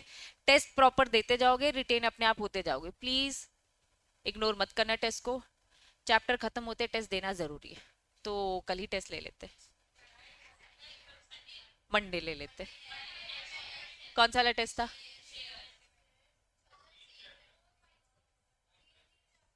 कौन से सब्जेक्ट का?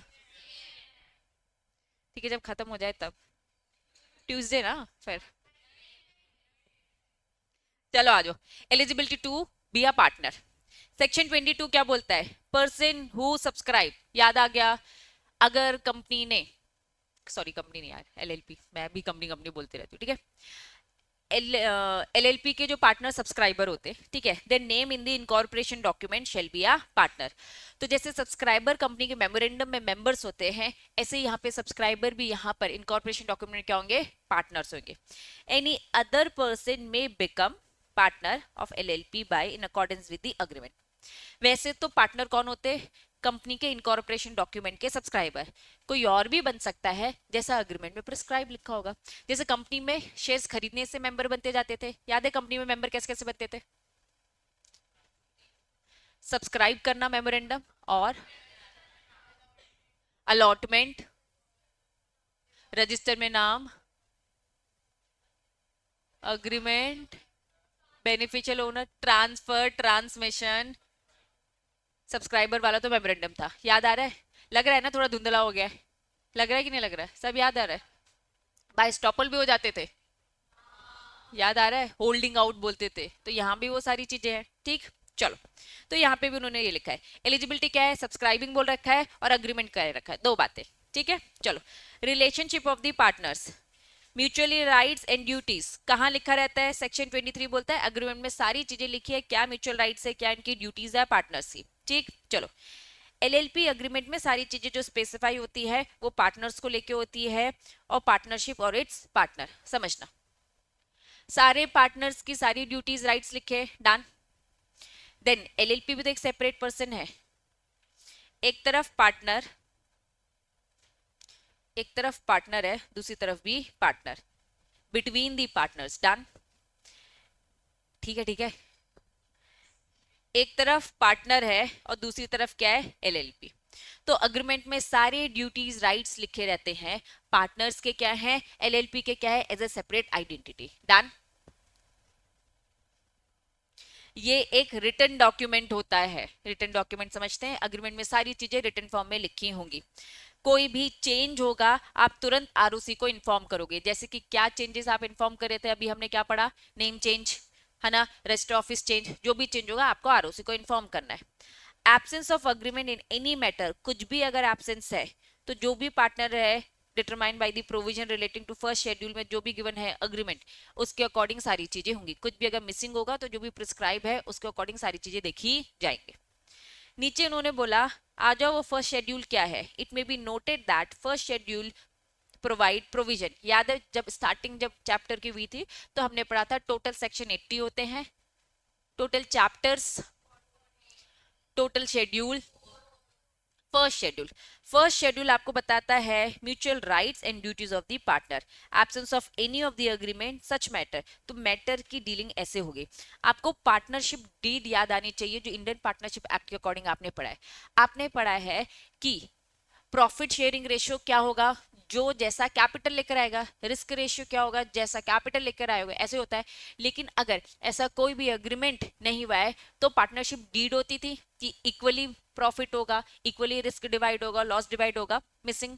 अगर आपके कुछ टर्म्स एंड कंडीशन मिसिंग है तो फिर क्या जनरल रूल लगता है, ये आपने इंडियन पार्टनरशिप एक्ट में पढ़ा है। सेम यहाँ पर भी ऐसे ही है, सारी बातें अग्रीमेंट में लिखी होनी चाहिए। इनकेस अग्रीमेंट में कुछ भी एब्सेंस है तो उस केस में शेड्यूल 1 में सारी बातें दे रखी कि क्या हम मानेंगे। तो आ जाओ फर्स्ट शेड्यूल यहाँ रीड करें, और ये एक्चुअल में इंपॉर्टेंट भी है। ठीक है, चलो agreement in the absence of such agreement कुछ भी है तो पहला पॉइंट तो ये बोल रहा है फर्स्ट शेड्यूल फॉलो करेंगे, और फर्स्ट शेड्यूल में क्या दे रखा है, mutual rights and duties of partners क्या माना जाएगा। अब यहां से स्टार्ट करें, all the partner share equally, same लिखा है ये पार्टनरशिप डीड जैसा जो इंडियन पार्टनरशिप एक्ट में पड़ा है फर्म की तरह। ठीक है, हम शेयर इक्वली मानेंगे, कैपिटल प्रॉफिट चाहे लॉस। सेकंड पॉइंट क्लियर है, पहला पॉइंट क्लियर है, पहला पॉइंट तो यही बोल रहा है फर्स्ट शेड्यूल फॉलो करो। सेकंड पॉइंट क्या बोल रहा है, इक्वल होगा। थर्ड क्या बोलता है, LLP shall be indemnify each partner, indemnify मतलब क्या, कंपनसेट करेगा, देना पड़ेगा पैसे। LLP इंडेमनीफाई करेगा हर पार्टनर को in respect of payment made and personal liability incurred by him ordinary या properly conduct of the business. LLP में काम करते करते पार्टनर अगर अपने पॉकेट से कुछ एक्स्ट्रा खर्चा कर देते हैं तो LLP को वो पूरा पैसा रिफंड करना पड़ेगा। बात समझ में, रिइंबर्स करना पड़ेगा। India about anything necessary done for the preservation of the business and property, अगर LLP का बिजनेस बचाने के लिए कुछ भी, कुल मिलाकर सेकंड और थर्ड पॉइंट बस ये कह रहा है LLP को अपने पॉकेट से पैसे देने थे। फॉर एग्जाम्पल आईटेक्स कंपनी का एग्जाम्पल लेती हूँ। ठीक है, आईटेक्स हमारी LLP है। ठीक है, मैं रॉकेट सर, अभिषेक सर, हम इसके क्या हो गए, 3 पार्टनर।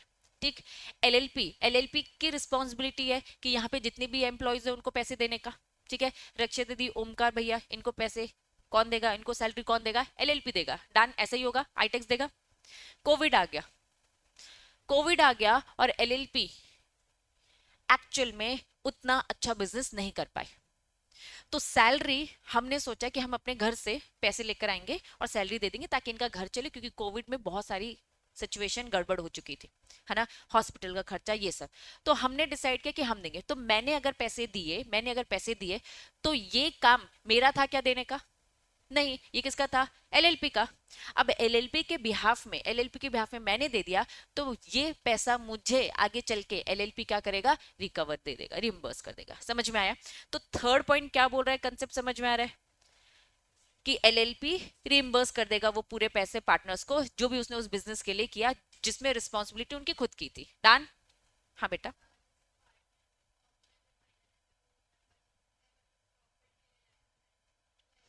अब देखो यहां पर भी अब हम वही पढ़ेंगे, क्या माइनर यहाँ पे पार्टनर बन सकता है, नो, लेकिन गार्जियन के साथ हाँ। तो यहाँ पे भी चीजें वैसी ही है। तुम अगर कंपनी की बात करो, छोड़ो पार्टनरशिप फर्म, हमने तो कंपनी पढ़ लिया ना ज्यादा अच्छे से। तो कंपनी में क्या होता है बताओ, लीगली गार्जियन के साथ आता है, सेम वहां पे भी तो यही है, प्रॉफिट के लिए रहेगा। कंपनी में भी प्रॉफिट के लिए था, पार्टनरशिप फर्म में भी प्रॉफिट के लिए था। LLP तो बीच का मीडियोकर है ना, इसमें भी क्या होगा, प्रॉफिट के लिए ही होगा। डन, अगर कंपनी में बस प्रॉफिट के लिए आ रहा है तो यहाँ पर भी सेम सेपरेट आइडेंटिटी वाला कंसेप्ट क्लियर है। चलो, every partner shall B indemnify LLP loss, अगर लॉस है या फिर उसने कुछ भी फ्रॉड किया है तो पार्टनर भी रिस्पॉन्सिबल है LLP को पैसे देने के लिए। ठीक है, यश बढ़िया, सब जीवन में कोई दिक्कत तो नहीं।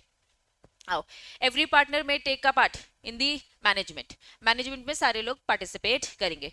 No partner shall be entitled to remuneration for acting the business management of the, खुद से पार्ट कर रहे हो आपको तो आपका प्रॉफिट मिलेगा ना। मेंबर अगर कंपनी के मैनेजमेंट में कुछ काम कर देता है तो क्या उसको मैनेजमेंट से क्या सैलरी मिलने लगेगी क्या, नहीं। यहाँ पे भी उन्होंने बोला भैया पार्टनर को रेम्यूनरेशन वगैरह नहीं मिलने वाला। No person may be introduced as a partner without the concern of all the existing partner, कोई भी नया नहीं आएगा जब तक बाकी सबकी सहमति नहीं होगी। अग्रीमेंट में यही सब लिखा रहता है। ठीक है, चलो नेक्स्ट, एनी मैटर में भी जो भी डिसाइडेड रेजोल्यूशन जो भी पास होगा वो मेजोरिटीज होगा। यहाँ टर्म ऑर्डिनरी रेजोल्यूशन नहीं बोलते हैं, यहाँ पे मेजोरिटी बोला जाता है। ठीक है, However, no change may be made in the nature of the business जब तक सारे पार्टनर्स का कंसर्न ना ले लो। यहाँ LLP में जितने भी डिसीजंस लिए जाएंगे कैसे लिए जाते हैं बताओ, मेजोरिटी। लेकिन अगर आप कौन सा बड़ा डिसीजन ले रहे हो,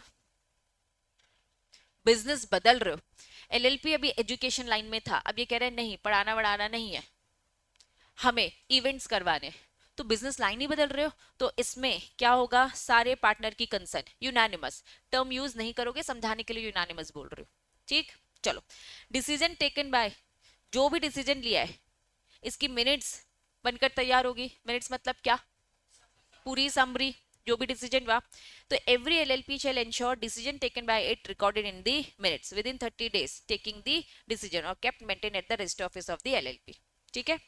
Next, each partner shall render the true accounts and full information if partner without the concerned LLP carry on any business same nature competing, he must account for the pay over to the LLP all the profit. अगर कोई भी partner, ठीक है, business carry कर रहा है तो उसको उसका शेयर मिलना चाहिए. Every partner any benefit derived by it without consent of the LLP transaction, consent of the LLP partner, तो यूज आपको वो देना पड़ेगा.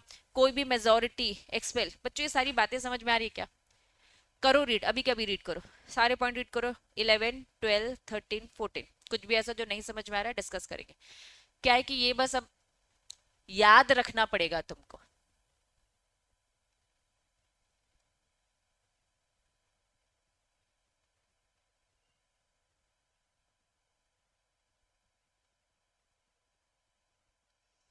और बताना इसमें कंपनीज एक्ट के कौन कौन से पॉइंट याद आते जा रहे हैं.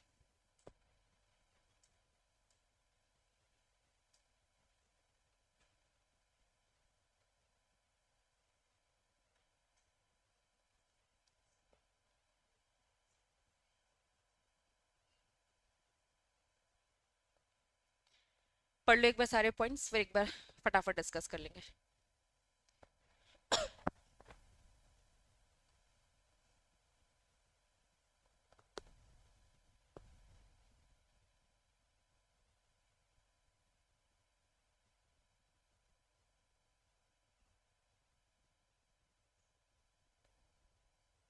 चलो अरिन 11 पॉइंट क्या बोलता है?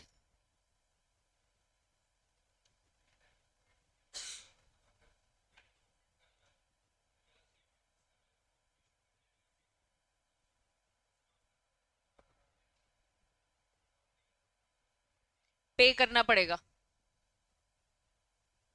11 पॉइंट, 11 पॉइंट क्या बोल रहा है बच्चों? हम सब मिलकर बिजनेस कर रहे हैं, ठीक है. अरिन ने भी सेम बिजनेस ओपन कर लिया, कंपीट कर रहा है हमारे बिजनेस से, हमारा ही पार्टनर होकर. फिर से रीड करो क्या लिखा है. If a partner without the concern of the LLP, LLP से पूछा नहीं, यहाँ कुछ पूछा नहीं, बिजनेस कर रहा है सेम नेचर का और साथ में क्या कर रहा है, हमारी एलएलपी के साथ कंपीट भी कर रहा है, यहाँ भी पार्टनर है और सेम बिजनेस ओपन कर लिया. He must account for pay over to the LLP, इससे हमारी एलएलपी को पे करना पड़ेगा all the profit made by him to that business. क्या 11 पॉइंट क्लियर हुआ? पक्का. चलो 12 पॉइंट, यश क्या बोला 12 वाला पॉइंट?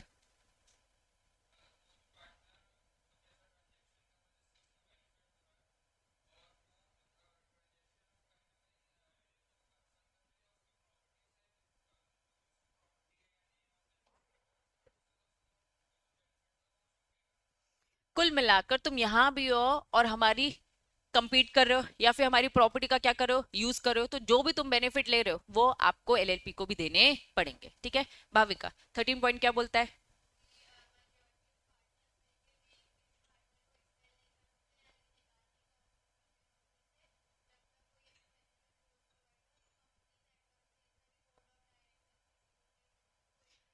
Very good. क्या हमने पढ़ा था कंपनीज एक्ट में कि बोर्ड ऑफ डायरेक्टर कह रहे हैं हम जब चाहे किसी मेंबर को निकाल देंगे, ऐसा अग्रीमेंट बना रहे. हमने ये पढ़ा था. गुड. हमने ये पढ़ा था, याद है, अल्ट्रा वायरस. आप कंपनीज एक्ट के बियॉन्ड नहीं जा सकते भाई, ठीक है. तो अल्ट्रा वायरस एक्टिविटी नहीं कर सकते, कोई भी डायरेक्टर ऐसे ही नहीं निकाल सकता अनटिल अनलेस बहुत ही ज्यादा ना हो. और उसमें भी हमने पढ़ा था एनसीएलटी से पूछा जाएगा कि क्या कैसा है, ठीक है. कंपीट कर रहा है कॉम्पिटिटर तो फिर बात अलग थी. यहां पर वो भी ट्रांसफर करने को लेकर था. यहां क्या बोला? कोई भी मेजोरिटी मिलकर पार्टनर को निकाल नहीं सकते unless power has been express agreement में अगर कुछ दे रखा है वो, लेकिन वो भी एकदम गलत नहीं होना चाहिए, आपके एलएलपी एक्ट के अगेंस्ट नहीं होना चाहिए. डन. नव्या 14 पॉइंट क्या बोलता है?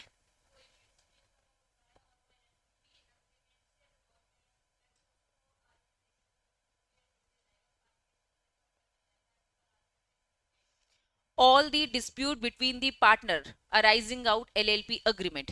कोई भी डिस्प्यूट, कोई भी डिस्प्यूट जो भी अग्रीमेंट में लिखा था कि कैसे, है ना, रिजॉल्व होगा, arise out of the LLP which can not be resolve in the terms of such agreement. अगर वो अग्रीमेंट के अकॉर्डिंग रिजॉल्व नहीं हो रहा है, शेल बी रिफर कहां? आर्बिट्रेशन. क्या आर्बिट्रेशन वाला चैप्टर पढ़ लिया? नहीं पढ़ा? चलो, आर्बिट्रेशन में एक बीच में हम कोर्ट कचहरी में मैटर नहीं लेकर जा रहे हैं, आपस में अपने मैटर को रिजॉल्व करते हैं, ठीक है। पढ़ोगे, डिटेल में पढ़ोगे, ठीक है। अभी बस इंट्रोडक्शन लेवल में बता रही हूँ, ये है प्लेंटिफ, ये है डिफेंडेंट। तो आप मेरे पास आए, आर्बिट्रेटर वो पर्सन होता है जो दोनों म्यूचुअल कंसर्न से अपॉइंट करता है। हाँ, वेरी गुड। मीडिएटर भी होता है, ठीक है। आर्बिट्रेटर, मीडिएटर, ठीक है। मीडिएटर सही बोल रहे हो तुम, लेकिन तुमने सुना कहाँ मीडिएटर है बताओ? जिगल में है ना, वो भी करोगे। समझना, आर्बिट्रेटर ज्यादा फॉर्मल है, उसका थोड़ा सा इनफॉर्मल क्या होता है, मीडिएटर। आर्बिट्रेटर बोलता है तुम्हारा फेवर करता है, तुम्हें लॉस हुआ। मीडिएटर क्या बोलता है, कुछ कॉम्प्रो तुम करो, कुछ कॉम्प्रो तुम करो। दोनों में बस डिफरेंस क्या है, आर्बिट्रेटर कोर्ट की तरह डिसीजन देता है, एक विन होगा और एक लूज करेगा। मीडिएटर एकदम फ्रेंड की तरह देता है कि भैया दोनों कॉम्प्रो करो, दोनों विन लॉस हो, दोनों विन लॉस हो। बात समझ में आ रहा है? तो ये डिफरेंस होता है, लेकिन डिटेल में जाके पढ़ोगे। हम कोर्ट कचहरी में नहीं गए हैं, आप दोनों ने मिलकर मुझे चुना है। अगर तुम्हें डाउट है कि नहीं दीदी पार्शियलिटी करी उनके साथ होगी, तो तुम मुझे रिजेक्ट कर दो, ठीक है। इन लोगों ने साक्षी मैम को चुना, ठीक है। तुम लोगों ने साक्षी मैम को चुना, ये लोग बोलेंगे नहीं साक्षी मैम भी भेदभाव करेंगे, ठीक है। तुम लोगों ने मिलकर कहा कि नहीं रॉकी सर है जो भेदभाव नहीं करेंगे, ठीक है। तो आप लोगों की दोनों पार्टी की जिसमें कंसर्न होगी ना, वही बंदा अपॉइंट होता है। जिसको भी थोड़ा सा भी डाउट होता है, पार्शियल हो सकता है, आप उसे अपॉइंट नहीं करोगे। तो ये प्रोसेस होती है जो डिटेल में आप पढ़ोगे। कभी कभार तो इतना मैटर हो जाता है कि तुमने एक आर्बिट्रेटर चुना, इन्होंने अपना एक आर्बिट्रेटर, सिंगल सिंगल दोनों का, मैं तुम्हें फेवर करूंगी तुमको, दोनों आर्बिट्रेटर तीसरे थर्ड अंपायर टाइप का होता है ना, उसे अपॉइंट। हाँ बेटा, देखो कंपनीज एक्ट एनसीएलटी, यहाँ क्या है अपन,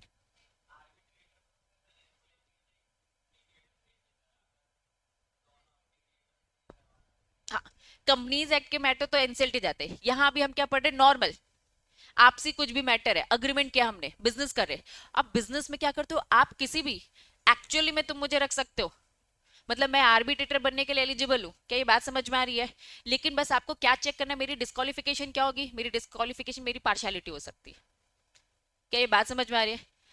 दोनों मिलकर बस डिसाइड करेंगे, ये कोई भी इंसान हो सकता है, ठीक है। डिटेल में पढ़ लेना जब वो चैप्टर आएगा। यहाँ इन्होंने कहा कि आप आर्बिट्रेशन के रूल्स रेगुलेशन से पढ़ोगे। समझ में आया क्या? पक्का?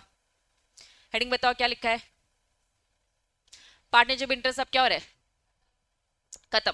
सेक्शन 24 बोलता है person may cease to be a partner, जैसा अग्रीमेंट में आपने मिलकर डिसाइड किया, अग्रीमेंट में तो मिलकर डिसाइड किया। In the absence of the agreement, अगर अग्रीमेंट में कुछ भी नहीं ऐसा लिखा है कि कैसे सीज होगा, तो आप नोटिस दो, और नोटिस कम से कम कितने दिन पहले, 30 डेज पहले, कि भैया हम रिजाइन कर रहे हैं, हम छोड़ रहे हैं अपनी partnership. Cease to be a partner, ये तो भाई अपने आप ही सीज हो जाएंगे, डेथ हो गई।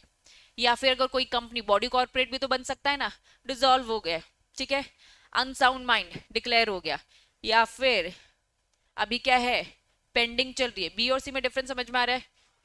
या तो डिक्लेयर है या फिर अभी प्रोसेस में, तो भैया आप अपनी हमारी एलएलपी की पार्टनरशिप छोड़ो। चलो, person has cease still being a partner, इन्होंने कहा है कि सीज हो चुका है, खत्म हो चुका है, लेकिन still partner, unless unless person has noticed that the former partner has ceased to be a partner of the LLP, या फिर शॉर्ट में अगर मैं आपको बताऊं तो ये क्या बोल रहा है, आओ, नोटिस एलएलपी को दिया है that he cease to be a partner. Scene क्या है, अभी प्रोसेस चल रहा है, वापस अभी नोटिस वाला पीरियड चल रहा है। कितने दिन पहले नोटिस देना है छोड़ने का, रिजाइन करने का, 30 डेज पहले। इन्होंने कहा कब तक पार्टनर बनेगा, वो नोटिस पीरियड में तक तो पार्टनर है ना। For example, as a employ तुम कहीं छोड़ रहे हो, उन्होंने बोला 2 महीने पहले नोटिस देना होता है, उन 2 महीने के लिए काम तो करते हो ना, ऑफिस तो आते हो। ये बात अलग है लेट लेट आते हो, अब अपन को थोड़ना पड़ी, अपन तो छोड़ के जा रहे, है ना। तो यहाँ पे भी उन्होंने कहा तब तक के लिए आपकी पार्टनरशिप रहेगी। या फिर नोटिस दैट फॉर्मर पार्टनर तब तक रहेगा, तब तक सीज नहीं होगा जब तक रजिस्ट्रार को ये पूरे फॉर्मेलिटी, जब तक फॉर्मेलिटी कंप्लीट नहीं हुई तब तक आप फॉर द टाइमिंग क्या हो, पार्टनर हो। कब सेसेशन ऑफ द पार्टनर हो जाता है, from the LLP does not by itself discharge the partner from any of the obligation. Simple language में it means liable for the past period in which was a partner. समझो और लिखो वहां पे ये लाइन, इन 2 लाइन में, जो ये 2 लाइन है, ऑब्लिगेशन की बात हो रही है, पढ़ के भी वैसे समझ में आएगा। पढ़ो क्या लिखा है। जितने समय तक मैंने काम किया है उसमें अगर कुछ भी गलत निकलता है तो उसके लिए मैं रिस्पॉन्सिबल हूँ। अब एक बार मैं निकल गई, मेरे बाद जो भी न्यू पार्टनर है, अब उसकी अगर वर्किंग में कुछ गलती होगी तो वो उसके लिए लाइबल रहेगा। ठीक, क्लियर है। तो यहाँ पे क्या लिख सकते हो, ये इट मीन्स लाइबिलिटी कब तक होगी, पास पीरियड की, जब वो पार्टनर था। समझ में आ रहा है बच्चों, था। हाँ, मैं जनवरी फरवरी मार्च तक काम कर रही थी, मार्च 31 मार्च को मैंने छोड़ दिया। अब मैं, ये पुराना काम है मेरा, मैं ओल्ड वर्क के लिए कुछ भी कल को इन्वेस्टिगेशन कुछ भी निकलता है फ्रॉड वगैरह तो उसमें क्या होगा, मेरी गलती होगी, हो सकता है मैंने कुछ फ्रॉड किया हो। ठीक है, समझ में आ रहा है बच्चों। Where a partner of the LLP cease to be a partner unless otherwise provided in the LLP agreement, जो फॉर्मर पार्टनर है या person entitled to his share in, जो भी उसके कॉन्सिक्वेंस डेथ है या insolvency of the former partner जो भी है, shall be entitled to receive, जो भी पार्टनर जा रहा है उसे क्या क्या मिलेगा। बताओ, सबसे पहले पार्टनरशिप छोड़ के जा रहे हो, उसको उसका हक दोगे कि नहीं, जितना भी अभी तक का बनता है। तो जो भी उसका कैपिटल कंट्रीब्यूशन है उतना दे दो भाई, उसका जितना भी एक्यूमुलेटेड प्रॉफिट बनता है दे दो। पार्टनरशिप छोड़ के जा रहे हैं तो उसका कैपिटल का पैसा उसको रिटर्न करो, उसको उसके प्रॉफिट का पैसा रिटर्न करोगे।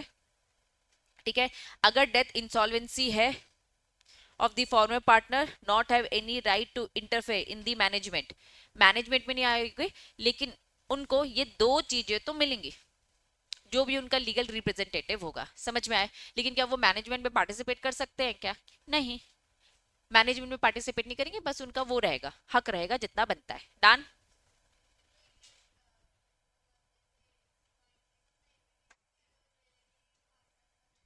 देखो, मैं कंपनी कंपनी में मेंबर की डेथ हो गई, क्या होता है बताओ, मेंबर की डेथ हो गई, ट्रांसमिशन किसको मिलता है, उसके लीगल हायर को। ठीक है, यहां भी सिचुएशन क्या है, हेडिंग पढ़ो। यहां सिचुएशन क्या है, आप छोड़कर जा रहे हो, पार्टनर जिंदा है छोड़कर जा रहा है, जिंदा पार्टनर है छोड़ के जा रहा है तो उसका कैपिटल कंट्रीब्यूशन एक्यूमुलेटेड प्रॉफिट दे दो। लेकिन सीज क्या हो रहा है, जो पार्टनर है उसकी डेथ हो गई, इस कारण से छूटा। ठीक है, तो फिर उस केस में किसे दिया जाएगा, किसे दिया जाएगा, उनके लीगल रिप्रेजेंटेटिव को ये दिया जाएगा। लेकिन आप मैनेजमेंट में थोड़ी ना आ पाओगे, क्या वो मेंबर भी क्या बोर्ड मीटिंग में आ पाता था, मेंबरशिप वाले उसको राइट्स मिलते थे। हमने कहा छूट रहे, कैसे कैसे आप छोड़ रहे हो। पहली सिचुएशन यहाँ पढ़ो, पहली सिचुएशन डेथ और डिसॉल्व के कारण हो रहा है, मतलब खत्म हो रहे हो आप। ठीक है, या फिर अनसाउंड माइंड, ये सब आपने खुद से छोड़ा, जिंदा रहते आपको आपका हक मिल गया। कैसे छूट गया, डेथ, आपके लीगल रिप्रेजेंटेटिव को सब दे दिया, दैट्स इट, आपका हमसे कोई भी लेना देना नहीं है। समझ में आया, पक्का, क्योंकि पार्टनरशिप फर्म है ना। ठीक है, अब स्टॉप हो जाते हैं। ठीक, इसके बाद का नेक्स्ट क्लास में पढ़ेंगे।